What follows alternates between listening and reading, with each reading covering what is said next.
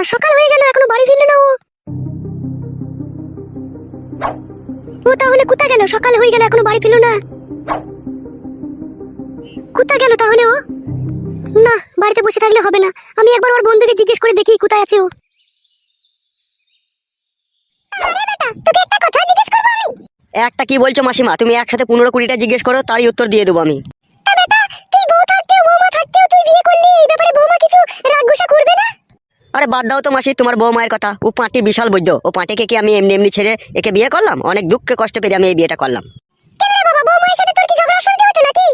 দেখো মাসি, তোমার বাড়িতে এসেছি একটু আশ্রয় নিতে, ঠিক আছে? তুমি আমাকে এই সমস্ত কথা জানতে চাও না। আমি তোমার বাড়িতে 2-10 দিন থাকবো, তারপরে চলে যাবো। তুমি কি বলছো বলো?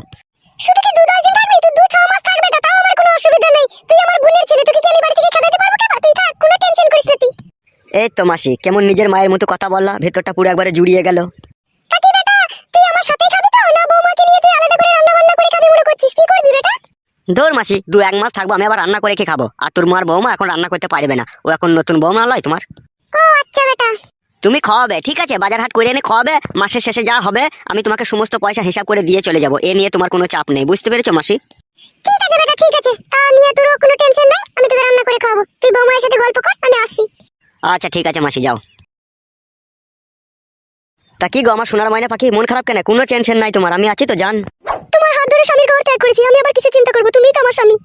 এই নিয়ে তুমি কোনো চিন্তা করো না জান, আমার 2টো ঘর আছে, একটা ঘরে তুমি থাকবে, একটা ঘরে ও যদি থাকে থাকবে, আর ও যদি ও পালায় পালাবে। এক ঘরে দুজন থাকলে অশান্তি ঝগড়া হবে, তুমি আমাকে আলাদা জায়গায় একটা জায়গা কিনে ঘর করে দেবে, আমি সেখানে থাকবো। ঠিক আছে আমার জান, মন খারাপ করো না, তোমাকে জায়গা কিনেই ঘর করে দেবো সোনা।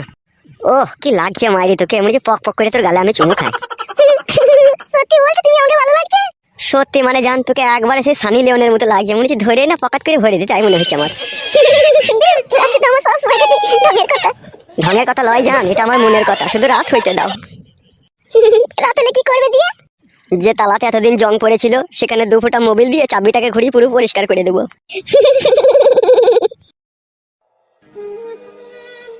পচা ভাই, ও পচা ভাই। কে গো? এই আমি ভাই, ফুটোর বউ, একটা কথা শুনো ভাই। আসি আসি বৌদি, দাঁড়াও, চাটা খেয়ে নি।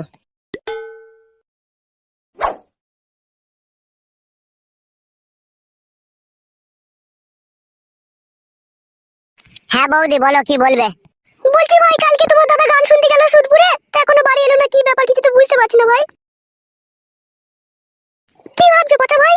বৌদি আমি ভাবছি কালকে রাত্রিরে তো কই সুদপুরে কোনো গান হয়নি। সুদপুরে একটা আমার বন্ধু আছে, ওর সাথে তো কালকে অনেকক্ষণ থেকে কথা হলো। গান হলে তো আমাকে ফোন করে বলতো যে আমাদের গ্রামে গান হচ্ছে। গান তো হয়নি বৌদি সুদপুরে। কি গো গিন্নি, কালকে সুদপুরের আমার ওই বেকা বন্ধুটা ফোন করেছিল না রাত্রিরে? হ্যাঁ ফোন করেছিল তো, অনেকক্ষণ থেকে কথা বললে তো তুমি ওর সাথে। বৌদি কালকে সুদপুরে কোনো গান হয়নি, ও তোমার স্বামীর মনে নিশ্চয়ই কোনো কুমতলব আছে। কি কুমতলব থাকবে ভাই, আমি তো কিছুই বুঝতে পারছি না। একটা সত্যি কথা বলবো বৌদি, তুমি যদি কিছু মনে না করো। বলো ভাই, কি বলবে বলো। তোমার স্বামীর সাথে আমার একটা অন্তরঙ্গ বন্ধুতার ভাব ছিল, ঠিক আছে? তা সেই ভাব ভালোবাসাটা আজকে সপ্তাহখানেক থেকে নাই বৌদি। কেন ভাই, কি হয়েছিল? বৌদি এখন আমি হুট করে বলে দেবো ঠিক কথা, কিন্তু পরে যদি সেই ঘটনার সাথে না ম্যাচ খাই তাহলে তো পরে তুমি আবার আমাকে খারাপ ভাববে না। না না, তুমি বলো ভাই, তুমি নির্ভয়ে বলো, আমি কোনোদিন কাউকে খারাপ ভাবিও নি আর ভাববো না। তুমি আমার ভাইয়ের মতো হও, তাই তোমার কাছে জানতে এসেছি। বলো ভাই, কি হয়েছে বলো। তোমার স্বামীর সাথে একটা মেয়ের বেশ কিছুদিন থেকে মিটিং মিক্সিং চলছিল। সেটা আবার কি ভাই, মিটিং মিক্সিং মানে? সেটাও বুঝো না বৌদি? না ভাই, আমি এসব কিছু বুঝতে পারছি না, একটু বুঝিয়ে বলো ভাই, কি হয়েছে একটু বলো ভাই। তাহলে শোনো বৌদি, শোনো বৌদি, তোমার স্বামীর সাথে আমার ঝগড়া হওয়ার মেন কারণ হচ্ছে তোমার স্বামী একটা মেয়েকে ভালোবাসে। কোন মেয়েটাকে ভাই, কাকে ভালোবাসে ভাই ও? শোনো বৌদি আমার কথাটা, তুমি মন খারাপ করো না, আমার কথাটাকে ভালো করে শোনো। বলো ভাই আমার, বলো, আমি আর মন খারাপ করে কি করবো? বলো ভাই, কি হয়েছে বলো। ভাটপাড়ার একটা মেয়ের সাথে তোমার স্বামীর ভালোবাসার সম্পর্ক ছিল। সেই সম্পর্ক আস্তে আস্তে অনেক গভীরে চলে যায়। একদিন তোমার স্বামী বুনের ভিতরে বসে বসে মদ খাচ্ছিল, আর স্বামী সেই সময় তার কাছে গিয়ে পৌঁছায়। আমি তাকে জিজ্ঞেস করি, কি রে তোর মন মেজাজ খারাপ, এখানে তুই বসে আছিস? ও তখন আমাকে সমস্ত কথা বলে। তখন আমি ওকে বারণ করি যে দেখ ভাই, এই সমস্ত কাজ করিস না, নিজের বউকে ফাঁকি দিয়ে পর মেয়ের সাথে কোনো সম্পর্ক করিস না, তোর সাথে অশান্তি ঝগড়া পরে হইতে পারে। তাই নাকি ভাই, তুমি বারণ করেছিলে ওকে? শুধু বারণ করেছি কি গো বৌদি, ওর সাথে আমার হাতাহাতি শুধু হয়ে গেত আর একটুর জন্য। আমি ওকে বারবার বলছি, দেখ অন্য কোনো মেয়ের ফাঁসে পড়িস না, তোর জীবনটা বেকার হয়ে যাবে। এখন আমি বুঝতে পারছি ও আমার কানে জিনিস বিক্রি করে কি করেছে ও। বৌদি তোমার কানে জিনিস বিক্রি করে দিয়েছে মানে? হ্যাঁ ভাই, আমার কানে জিনিস দুটো মায়ের বাড়িতে ছিল, আমাকে ছাগল কেনার নাম করে ওখান থেকে জিনিস দুটো নিয়ে আশা করাইলো। জিনিস দুটো নিয়ে এসে আমি ওর হাতে দিলাম। ও বললো কালকে ছাগল কিনে আনবো। তা আমি বললাম যে আগো তুমি ছাগল কিনে আনলে না। ও বললো ছাগলের নিউমোনিয়া নাকি হয়েছে, 2 দিন পরে ছাগল দিবে বললো। এই বলে ভাই আমার সাথে কি যে কি করলো আমি তো কিছু বুঝলাম না। রাতের বেলায় আমাকে বললো আমি গান শুনতে গেছি ভাই। তা সেই যে গান শুনতে গেল এখনো বাড়ি এলো না ভাই। আমি কি করবো এখন কিছু বুঝতে পারছি না ভাই। তা হ্যাঁ ভাই, কোন মেয়েটাকে নিয়ে গেছে, কোন পাড়ার মেয়েকে নিয়ে গেছে, সেসব খবর কি জানো ভাই তুমি? মেয়েটাকে আমি চিনি বৌদি, মেয়েটার স্বামীকেও আমি চিনি।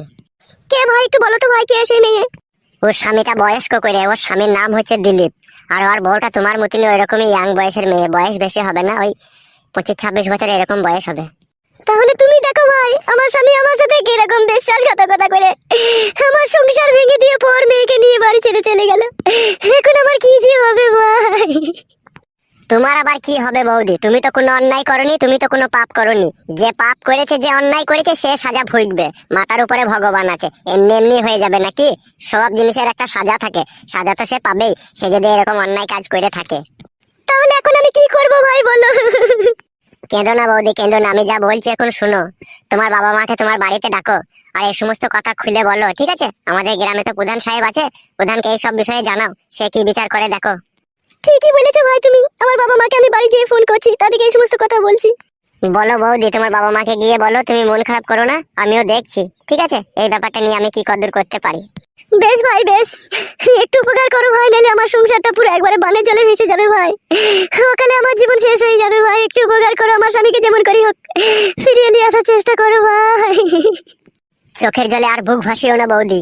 তোমার স্বামী যদি তোমার হয়ে থাকে, সে নিশ্চয়ই তোমার কাছে ফিরে আসবে। তুমি একদম মন খারাপ করো না, তুমি বাড়ি যাও, তোমার মা বাবাকে ডাকো, আর এই সমস্ত কথা বলো। আমি দেখছি আমি কি করতে পারি। ঠিক আছে ভাই, ঠিক আছে, আমি বাড়ি যাচ্ছি। ও মা গো, আমার কি সর্বনাশ হইল রে মা। ও মাই আমার নাই চাই একটাই মাথা রে। মাথা তুই কেন এ কাজ করলি মাথা রে? ও মাথা থেকে আমি সব কিছু খুলে খালে দিয়েও তোর মন পেলাম না রে মাথার আমার। ও মাথা, ও মাথা থেকে খেজুরের গুড়ের ফিটি করিয়ে তোকে কোলে মাথা দিয়ে শুয়ে শুয়ে খাওয়ালাম মাথা রে। ও মাথা, তবুও তুই আমার ভালোবাসা বুঝতে পারলি না মাথা রে। ও মাথার আমার, ও মাতার মায়ের দিয়া কানে জিনিস তোর হাতে দিয়ে দিলাম, তোকে ভালোবেসে বিশ্বাস করে রে মাতার আমার। ও মাতার, তোকে আমি কি দিনি বল? প্রতিদিন রাতে তোকে সব কিছু উজাড় করে দিয়েও তোর মন পেলাম না রে মাতার আমার। মাতার, আমি তোকে ছাড়া থাকবো কি করে রে মাতার? ও মাতার, তুই যাওয়ার আগে একবার আমার কাছে শুয়ে গেলি না রে মাতার। মাতার আমার কি কাজ করে দিল গো?